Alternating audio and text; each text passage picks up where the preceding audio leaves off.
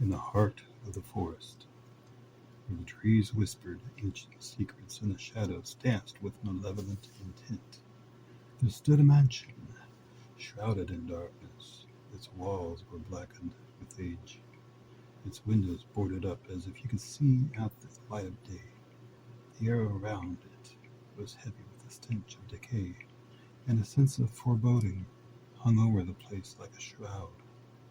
It was said that the mansion was cursed, that those who entered its halls never returned.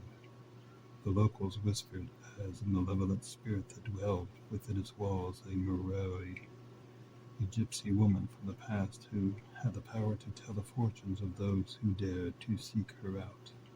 But her prophecies were always grim, for she saw only death and despair in the future of those who crossed her path.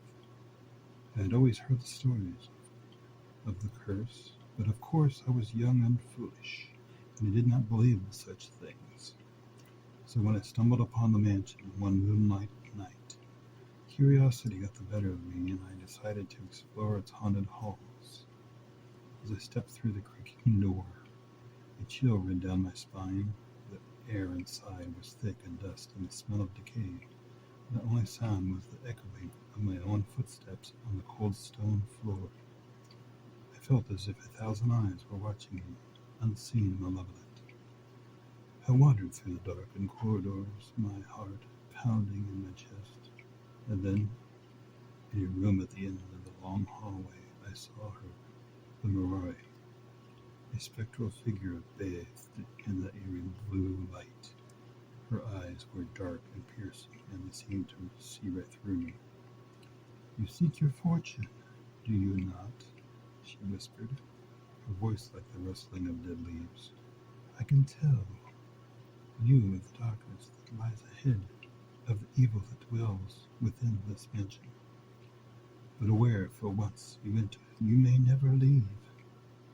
I felt a shiver run down my spine, but I was drawn to her, unable to resist the pull of her otherworldly presence.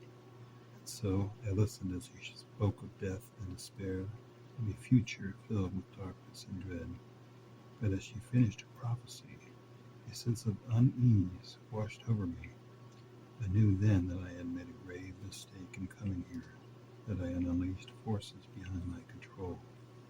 As I turned to flee, I felt a cold hand close around my throat, dragging me back to the darkness of the mansion.